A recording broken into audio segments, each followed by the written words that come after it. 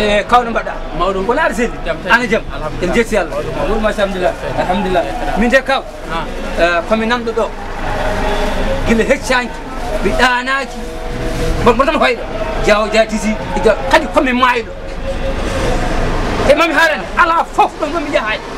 mi soodi bagi ɗi ganda bagiji bonɗi ɗi Allah bonni wiyete ko wuppe ɓoro tan eɓe ɓurma tan joni noon Allah addi kam ɗo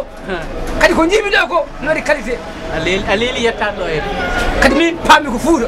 ɓuri woto no wiye juuɗe jaaɓe kasga mbaɗoya haccilon mi yaha haawinnode ka jeeyoma komi jeeyo kono komi mayɗo eyi moƴƴi kaw yettu Allah mi yetti Allah ko mbinoma rokkuma ndiyam jarani kono mi hayri sabu somi haalni ko jogoni mi haalandemo eyyi tampere ma tello haami nan ɗo woni Diawo Dia boutique kala tisi majjirɗomo sari ɗo a yiitan tewi wiide ɗum ɗo ene moƴƴi e gayde ɓurma minen min ɓurra ha qualité min jeeya a wuppat ha tampa ɓonnoɗa ha tampa beddoɗa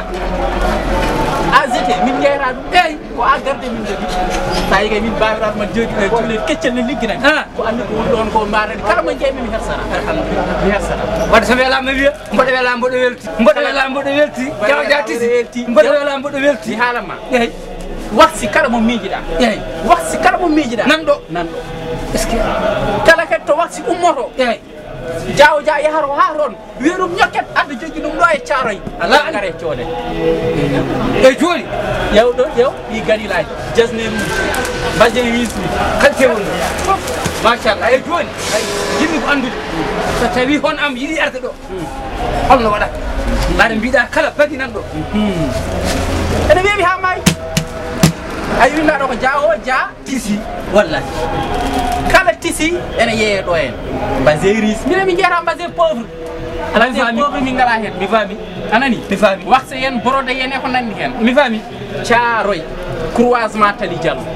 kala mo mbiɗa Thiaroye croisement Tali Diallo eyyi nawet ha yettima ay yeeyoɓe no kewi ɗo kono sa darimi ɗo en eyyi a huccire Diawo Dia annan tigui ɗo woni gonga alami kene garanmi jimin winde a Diawo Dia tisi wonko takki min kono noon sa darimi ɗo hannde fof ko ɗo alhamdulillah e joni mi yaha mi tiro kalisi mi ara inchallah fof ko ɗo kadi so tawi kadi ko en gros emin jeeyma gros détail emin jeeyma kala ne coɗɗa ɗo lawol gros sa yiihi mboɗo welama mboɗo welti mboɗo mboɗo ara mboɗo welama mboɗo welti an eɗen foti yaadu noon an poɗɗa arden moɗo ɗo e doroɗen ɗa en Diawo Dia boutique ngare mbaɗa weela mbaɗa wetti ngare weela mbaɗa wetti ɗo e Diawo Dia boutique ko jeɓere ɓeef tan ni mbimi goɗɗum mi wiyani